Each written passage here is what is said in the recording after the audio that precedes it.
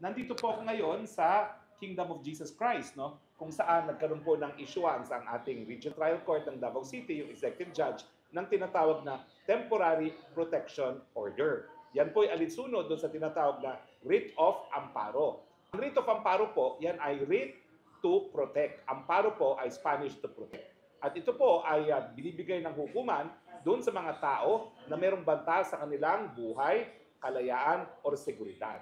Nakakagalak naman po na bagamat bago itong Writ of Amparo, nakita natin na bagamat 3,000 ang kapulisan na lumusob dito sa KOJC, ayun, nag-issue ng Writ of Amparo at ngayon po, at least, bagamat nariyan pa rin mga pulis, ay hindi na sila po pwede maghari-harian. Hindi na sila po pwede na manira ng simbahan. Ewan ko ba, ang sinasabi kasi nila, meron daw sila mga listening devices, nakakarinig daw sila ng mga heartbeat, at kaya pati yung simbahan mismo, yung mismong altar ay sinira at sinasabi nila nakakarinig daw sila ng heartbeat sa ilalim ng altar. Pero nakikita nyo naman po ang majesty of the law. Miski walang laban yung mga nagdadasal na mga miyembro ng KOJC, nandyan ang batas para bigyan sila ng proteksyon pag mayroong banta sa kanilang kalayaan at sa kanilang seguridad. Siyempre po, seguridad ay mayroong banta dahil mantakin nyo, linusob ang KOJC. Saan ka nakakita na service of warrant of arrest kasama ang paglusob at pag-occupy na para bagang hindi na sila aalis dito sa KOJC? Ano yun? Gusto nila mag-take over sa KOJC na hindi magbabayad ng just compensation at hindi for a public purpose. Hindi po pwede yun. Pero alam nyo, nasasanay kasi minsan yung mga kapulisan na ganyan ang ginagawa. No? Kapag merong illegal daw na human smuggling, pwede nila ma-confiscate yung property. Hindi nila alam, wala po tayong batas para dyan. Meron lang po sa Amerika ng ganyang batas, pero dito po sa batas sa Pilipinas, wala po talagang ganyan na po pwede ka mag-expropriate kapag merong predicate crime. No? Kinakailangan po ipasapayan ng Kongreso. So anyway, at least, nadagdagan ang inyong kaalaman. Ang writ of amparo is a writ to protect kapag merong banta sa buhay, seguridad, at sa liberty, no? Sa buhay, sa kalayaan, at sa seguridad. At ang naging reasoning ng ating mahistrado na tama naman, siyempre, yung pag-occupy ng kapulisan, yan ay banta sa seguridad, hindi lang po ng mga ordinaryong mamamayan, ng mga miyembro ng KOJC, kundi lalong-lalo na yung mga nananampalataya at yung mga nag-aaral dito. Kasi sa loob ng KOJC, nandyan yung simbahan nila. Siyempre, malalabag yung karapatan ng mga nananampalataya na magsamba. At nandyan yung malalabag din yung karapatan ng mga estudyante na makapag-aral. No? So, nagkakaroon talaga ng paglalabag sa karapatan ng seguridad. Now, pero siyempre po, marami kasing nagsasabi na wala kaming pakialam dyan sa KOJC. Mali po yan eh. Kasi ang laban ng KOJC, hindi lang laban ng isang sekto. Yan po ay laban ng buong Pilipinas. Bakit? Unang-una, kahit anuman ang pananampalataya ng KOJC, sila po ay Pilipino muna. Dahil sila ay Pilipino, meron silang karapatan. In fact, hindi lang dahil sila ay Pilipino may karapatan sila. Sila ay mga tao. At dahil sila ay tao, meron silang karapatang pantao. Kasama na dyan yung karapatan sa seguridad at karapatan sa pagiging malaya. So, ang laban po ng KOJC ay laban ng lahat. Dahil habang meron pong karapatan ng mamamayang Pilipino na lalabag, ay baka susunod tayo na ang magiging biktima. Kaya nga po lahat tayo may pakialam sa nangyayari sa KOJC, mantakin niyo po talaga. OA, yung kanilang puwersa na ginamit sa paghahanap sa isang pastor. Kaya ayaw mo, kaya gusto mo si Pastor Apollo Tibuloy, you have to admit, bakit naman iisang tao, 3,000 fully armed, lulusubin mo, i-occupy mo pa yung kanilang pinagdadasalan at pinag-aaralan. Wala po talagang dahilan yan. At mantakin ninyo, pinagsamantalahan nila na sarado hukuman. Para bagang alam nila na magkakaroon ng 4-day holiday, abay ginawa talaga nila yan ng 4-day holiday. Mabuti na lang, nung nagbukas na ang korte ng Tuesday, umakto agad ang ating hukuman. Pero nga pala, yung writ of amparo na petition, naisang pa yan, Hulyo pa. Kaya lang, wala pang mga pangyayari na sa tingin ng judge, dahilan para mag-issue ng temporary protection order. Kasi hindi pa naman sinasalakay yung premises ng KOJC. Pero ngayong sinalakay na, nakita na niya. Sino ba naman ang kinakailangan pa magpresenta ng ebidensya? Nakikita na sa TV araw-araw kung ano nangyayari. Na parang nagkaroon ng gera dito sa tabi ng airport at linusob ng sangkadbukal sandamugan na kapulisan talaga itong KOJC. No? So, ang pakialam po ng mga Pilipino kung nagagawa nila ito sa isang sekto na nung ang mga nakalipas sa taon ay lahat ng politiko nagpupunta dito sa Davao para sa UN dahil kinakailangan nila yung boto ng sekta, isipin ninyo, kung ikaw yung ordinaryong mamamayang Pilipino, bakit hindi magagawa rin sa iyo ito? Kung nagawa nilang bantaan ang seguridad at kalayaan ng isang sekta na sinusuyo ng mga politika, paano ka na, Juan de la Cruz? Paano ng iyong karapatan? Lalo na siguro lalabagin ang iyong karapatan. So hindi po totoo yan na palibasa, ibang pananiniwala ng KOJC hindi dapat suportahan. Pilipino po muna sila, tao po sila, at lahat po tayo merong karapatan dahil lahat po tayo inukit ng Panginoon sa kanyang imahe, kaya dapat tayo tratuhin bilang tao. At yung pagtrato nila sa KOJC, hindi po talaga makatao dahil parang ginawa sila mga terorista. Hindi po tama yan. At nagpapasalamat naman kami na ang hudikatura ay nagkaroon na ng ganitong remedyo. Alam niyo itong remedyo ng writ of amparo, talagang ginawa yan para magkaroon ng solusyon doon sa patayan sa lipunan. Kaya ngayon, ordinarily, yung mga humihingi ng writ of amparo ay yung may mga banta sa kanilang buhay. Ako po, isa ako sa pinakaunang nakakuha ng writ of amparo para isang periodista. Alam niyo po, binigay ng Supreme Court ang writ of amparo. Ito yung si Nilo Bacolod na may banta sa mga drug lords ng Mindoro. Alam niyo ba, matapos ibigay ng Supreme Court, napaso, hindi ibinigay ng Court of Appeals. 1 month later, napatay si Nilo Bacolod. Kaya sinabihan ko yung mga justices, may mga dugo kayo sa inyong mga kamay. Dahil yung mga panahon na yon, hindi pa nila naintindihan kung kailan dapat i-issue ang writ of amparo. Hindi naman required na mayroong beyond reasonable doubt na may banta sa buhay. Just a reasonable certainty na banta sa kanyang buhay at seguridad ay sapat na yan. Bakit? Kasi pag ikaw nagkamali at hindi mo binigay ang writ of amparo, ang mangyayari, dedo yung tao. At yan nga yung nangyari kay Nilo Bacolod. So, nagpapasalamat kami doon sa administrasyon ni dating Chief Justice Renato Puno na siyang nagsulong nitong writ of amparo dahil ngayon pinakikinabangan ng KOJC bilang mga Pilipino bilang garantiya na hindi malalabag ang kanilang karapatan sa seguridad. Well, isa pang malaking pangyayari, no? Siguro naman nakita nyo kung paano si Wonder Vice President na talagang inupak-upakan silang lahat sa Kongreso. Mantakin nyo, 300 plus na mga kongresista pinagtulungan ng Vice President pero wala silang nagawa. Ilalagay ko lang po sa konteksto ko anong nangyari ngayon. Ang budget talaga ng BP ay dahil nga doon sa kanyang kampanya nung eleksyon, nasabi niya natutulong siya sa buhay ng mga ordinaryong mamamayan. So pinag-aralan niya ano ba kinakailangan ng mga mamamayan. Nakita niya medical assistance, yung food assistance, yung assistance para sa ayuda. So sabi niya, dahil yan ang pangangailangan, yan ang ibibigay ko sa kanila. Pero ang dinadahilan ng virus at saka nitong mga kamatayan Vilma Villanueva, salamat yan daw po Vilma ay binibigay na ng mga line agencies, gaya ng DSWD, ng DOLE at ng iba pang mga ahensya. Mali po yun eh. Bakit? Kasi nga po yan, mga galing sa mga departamento, pinupolitika. Ang tanong, bakit ang mga congressman at mga senador ang siyang namimigay ng tupad ng iba't ibang ayuda? Isang ayon doon sa desisyon na napanalo ko para kay Greco Bellica, yung desisyon laban sa pork barrel, no? Wala na dapat pakialam ang mga mambabatas matapos maipasa ang pangtaunang budget. Bakit sila namimigay ng ayuda? Siyempre, dahil sa EPAL. Now, dahil sa EPAL na politika, ano ibig sabihin yan? Ang bibigyan lang ng congressman at ng mayor yung kakampi nila.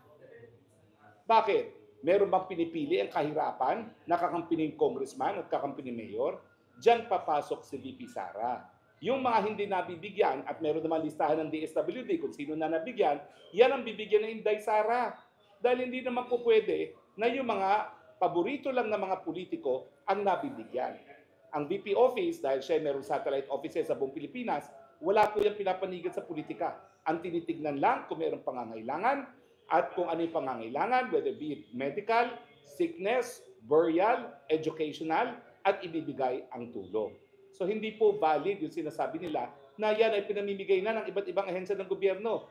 Hindi po. Ang VP ay ang equalizer. Dahil kung hindi, mga kampun lang ni Tambaluslos ang makakakuha ng ayuda. Paano naman yung tunay na nangangailangan? Diyan papasok ang BP Sara.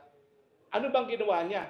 Alam na niya kasi, alam na namin na talagang tatapyasan siya ng budget. Hindi siya isi-zero budget, ibibigay yung sweldo ng mga manggagawa sa Office of the Vice President, pero ni isang kusing sa programa, hindi siya bibigyan. Bakit? Dahil gusto nilang burgurin nga si Vice President dahil siya ang kalaban ng Tambaluslos pagdating ng 2028. Dahil kapag walang tulong na naibibigay ang Vice President, siyempre sasabihin ng Tambaluslos, lahat ng tulong galing sa akin dahil ako may hawak ng budget. O di ba? Pero alam na ni VP Sara yan. At siguro, sinabi niya, tanggap ko na yan. Kaya hindi na ako makipagplastikan. At talaga naman, pinakita nila, suntok dito, suntok doon, suntok dito, suntok doon, hanggang wala na silang nagawa. Take note ha, 300 sila laban sa nag-iisang Vice President. Kaya saludo ko kay Vice President. No? Walang kaplastikan, walang paligoy-ligoy, walang alinlangan, walang takot. Talagang sinabi niya, let's call a spade a spade. Politika ito. At kung gusto niyo tanggalin yung tulong na bibigay ko sa mga kababayan natin, that's on you, not on me. So palakpakan natin ang BP Sara. Ngayon naman, dahil tayo po'y naririto sa KOJC, nais ko mag-interview ng mga taga-KOJC. Maraming mga nahihiya dito. Sino bang aking makakausap ngayon dito? Si Master Jaya. Ay, nako, ang mga boljakero nandito. Nandito, sino ang aking interviewin? Ngayon lang ako mag-interview. Halika dito. Halika, pare. Oo. Ito si Hana, dapat ma-interview ko. Pakilala muna tayo. Bossing. Coach Oli po. Ay, nako, ito pala si Coach Oli. Hello po, Alam mo, Tony Roque. fan mo ko. Kaya lang, naka-SMNI ka, kaya hindi ko akala ikaw pala si Coach Oli. Coach Oli, gano'ng katagal ka na dito ngayon sa KOJC compound? Thursday tayo dumating, no? So, ano na, 10 days. 10 days na. Hindi, 14 days na. So nakita mo kung paano talaga supilin yung karapatan ng KOJC. Ay, grabe po. Oo. Grabe. Akalain mo ba mangyayari to? Kasi pinatawag kami, nag-expect na kami na may susugod. Pero pinag-uusapan namin, kasi nung nag-dinner kami that night, sabi nila pasugod na. So ang sabi ko, sige, hayaan na lang. Sabi nila, hayaan na lang. Pero ang tanong ko doon sa mga abogado, paano pag nag-stay? Sabi nila, hindi yung mag-i-stay kasi illegal. So doon ako nagulat. Nung pumasok sila, okay lang, tapos lalabas na. Ang problema, gusto palang gawing hotel, itong KOJC compound. Yun Libreng charging pa, no? Libre. Dito pa sila uiihi. Dito pa sila nagsisigarilyo na bawal. Naku, talaga mantakin mo, no? Isang sagradong lugar, naninigarilyo. Balita ko, may mga umiihi pa dyan sa mga tabi-tabi. May dumudura po, May Atty. mga Roque. dumidura pa, no? Pero ano yung naramdaman nyo? Hindi ka naman taga KOJC, no? Pero bakit isinugal mo yung buhay mo para makiisa dito sa KOJC na hindi ka naman kabahagi na itong sektang ito? Kasi po ito ay hindi laban ng KOJC. Hindi po ito laban ni Pastor. Ito ay laban doon sa mapang-api, mapang-abuso sa kapangyarihan ng gobyernong ito. Kasi kitang-kita, police power to, police government na to. Ako hindi man abogado, pero kitang-kita ko in layman's term, pangbubuli na to ng mga pulis. Hindi na batas. Kaya nga naguguluhan ako doon sa sinasabi ni Marcos na batas ay batas. Hindi po batas ang umiral dito. Police power and police government. Sa madaling salita, para sa akin, martial law to. Coach, sabi ni Presidente, pumunta daw dito ang mga kapulisan, wala siyang kinalaman. Anong say mo dyan? Hindi. Imposible yun. Kasi ngayon lang pinagtanggol niya. Pinagtanggol niya na wala daw tear gas, wala daw armas. Pero ano ba nasaksihan mo? Ang dami. Kasi well-documented naman yun. So marami tayong evidence, pieces of evidence na nasa live namin, ang daming armas. Hindi lang armas, yung mahahaba.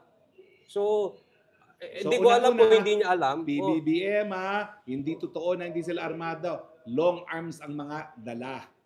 Pangalawa, wala raw kinalaban ng Presidente at ang DILG. Sino ba dinimanda sa hukuman ng Davao? Pakisagot. Yung sila din. At saka Sila din. At saka si Abalos. Kunwari lang yan si Abalos na dinideny niya ngayon. Iba na ang statement niya. Contradicting sila .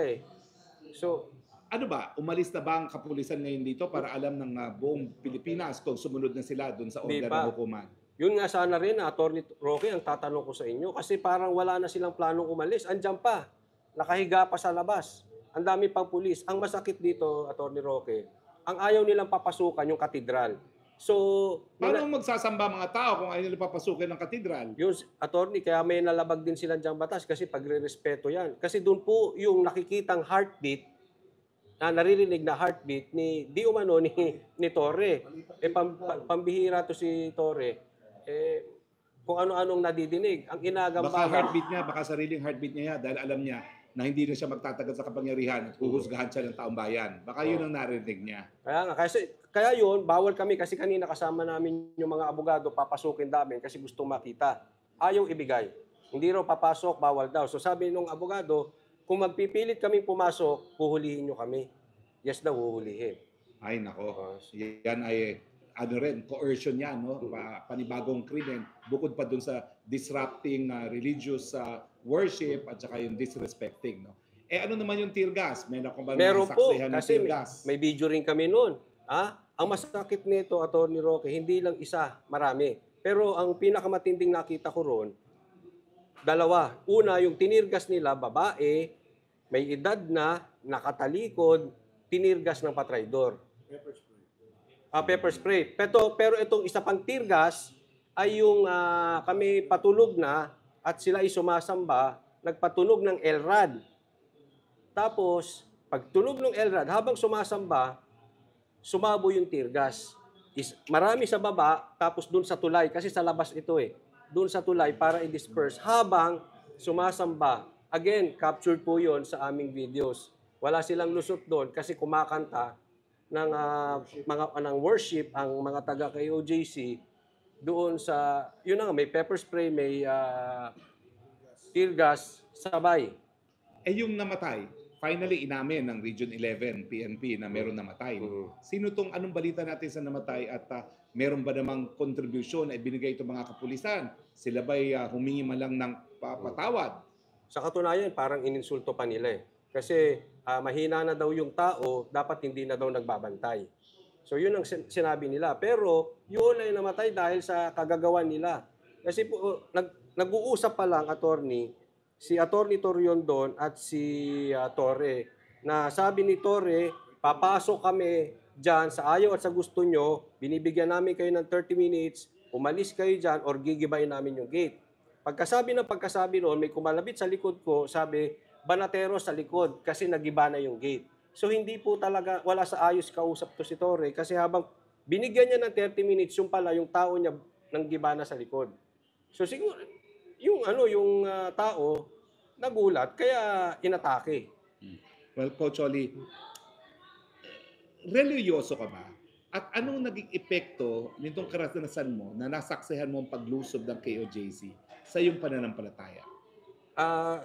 Sa aking pananampalataya, nakita ko na, well, hindi po ako taga KOJC, no? Pero nakita ko yung prutas, the fruit of the Holy Spirit, nandoon po sa puso ng mga taga KOJC. Andun yung joy, love, gentleness. Andun po kasi kahit po sila inaapi, lumaban sila ng walang armas. Pinakita rin natin yung walang armas. Tapos, walang nasaktan sa mga kapulisan. Hindi totoo yung pinapalabas ng ibang mainstream media. Hindi po yung totoo. Walang nasaktan at talagang pinagtanggol lang nila yung karapatan nila sa tama. Kitang-kita po yung prutas ng pagiging Kristiyano dito sa mga taga-KOJC. Coach, gano'ng katagal ka pa mag-i-stay dito, makikibaka kasama ang KOJC at bakit? Yun po yun ang tanong sa amin ni Miss Hana Nung dumating na yung pulis at binukas yung gate, ang tanong niya sa amin, ito na yung pagkakataon nyo. Pwede na kayong umuwi. Ang sagot namin, hanggat andi dito yung pulis, hindi kami uuwi. Ang ganda nga nung sinabi ni Master Judea, sabi niya, sama-sama tayo sa Hong Kong nagsaya, sama-sama tayong malungkot. Kaya hanggang dito, andi dito yung mga pulis, hindi kami aalis. Maraming salamat. Ako naman magtatanong. Isa lang. Isa Kasi lang. ito yung concern namin talaga mukhang wala silang plano umalis. Kinakailangan. bumalik sa hukuman para sila ipaalisin. Kasi doon sa Rules of Court Provision ng Service of Warrant Arrest, wala pong provision na pwede sila mag-occupy ng lugar habang naghahanap sa tao na subject ng warrant of arrest. Wala pong legal na basihan ang kanilang pananatili dito sa POJ. Isa na lang, follow-up question. Paano kung nagpilit sila? Kasi nakalagay daw doon sa court order, Pro 11 lang ang aalisin. So, yung ibang mga pulis, pwede mag-stay. Pagkapiloso po yan, pwede silang ma-contempt of court at hindi lang yan, pwede silang kasuhan bilang mga pulis, administrative, dahil yan po ay defiance to lawful orders. Ayun. Okay? So, Maraming salamat, Atty. Roque. Coach. At yan po ang interview natin kay Coach Oli na mahigit 10 araw na nakapiling ng KOJC dito sa Davao habang sila po ay sinalakay. Ang mensahe po natin ay simple lang, no? Kahit ano pa po ang ating pananampalataya, huwag po natin kalimutan. Una-una, tayo po lahat ay tao na inukit ang Panginoon sa kanyang imahe. At pangalawa, tayo po ay mga Pilipino na mayroong karapatan. At kailangan, kapag ang karapatan ng iba ay lantarang nalalabag, dapat po tayo makinig. Hindi lang makinig, dapat po ay manita at ipaglaban yung karapatan ng mga ina. Bakit? Dahil sa susunod, baka tayo na po ang biktima. Maraming salamat po sa inyong patuloy na pagtangkilik, ha? Kanina, pwede pang pumasok. Baka mamaya, hindi na pwedeng pumasok. Si Master Judea kasi kung saan nagpupunta, palagay ko ng chichiks. Ulo ko natin ako, tumawag sa akin si Gary. Hinahanap ka ni Coach Oli. Sabi ang pogi-pogi mo. Pero mas pogi siya si Coach Oli. Ay, Sir Marlon. Tingnan niyo, pulis. Yung sa tear gas naman. Tear gas, Usok, no? And at the same time, yung mga human rights abuses. So, kumbaga, siguro dahil, kumbaga, kinukonsente mismo ng presidente, kahit na wala siyang alam, basta okay lang sa kanya kasi the way siya kumpiyansa siya kahit na lahat ng mga sinasabi niya ay hindi katotohanan. No, ngayon, itong si Abalos naman, kung matatandaan mo, nagbigay siya ng pahayag na parang hugas kamay siya, di ba? Parang hugas kamay siya na, hindi, purely yan. SMNI channel, di ba? Mismo. Autonomy na gumawa ng ganyan. Oy. Pero, kabilang siya sa mga nag-question agad doon sa ruling ng korte. Akala mo ba hinahayaan mo yung sa pambansang pulisya? Balita ko pa, i-verify natin na kabilang sa mga nasa chapter kanina ay mismo Ayan, ang daming pulis. Ang haba ng dala. may mga dalawang chapter dito na lumilipad kanina ay kasama na kabilang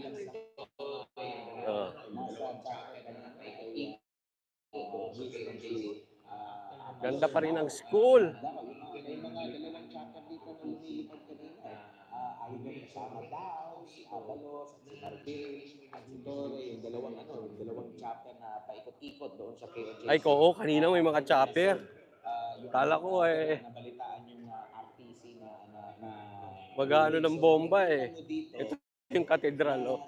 Ayaw kami papasukin kanina. Dito. Lumabas kami doon. Sumikot kami. Ayaw kami papasukin sa kabila. Dito ayaw papasukin. Tapos doon ayaw din. Andyan yung heartbeat This operation Sabi ko nga, doon sila pumunta sa Quezon City. goes to the very center. May heartbeat. Kasi mamahana, gusto papabalikin daw si Jay dahil gusto daw bumalik, sabi ni Jay. Dito is just a passing comment. Sabi ko, wag na pabalik sa pag-away dito yun. Problema ko natin. You know why? Because Oh. if it's just a May punta, local may punta police si Boss Manda. operation by the PRO 11, Hello. no? Napakalaking logistical at command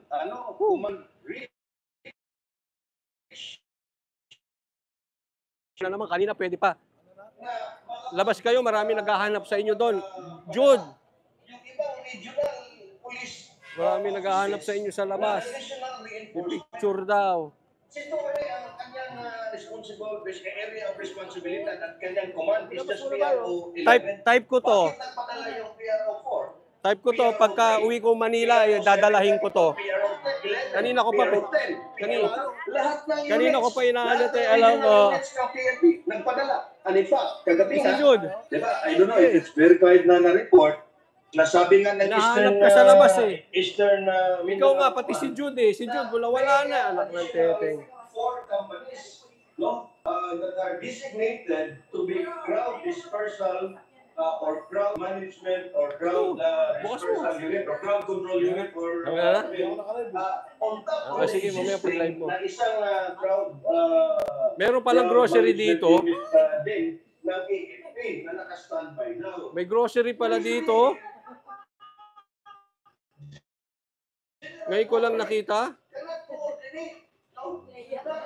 Ay, nahiya kayo ha. Mahihain kayo ha. Marami palang makakain.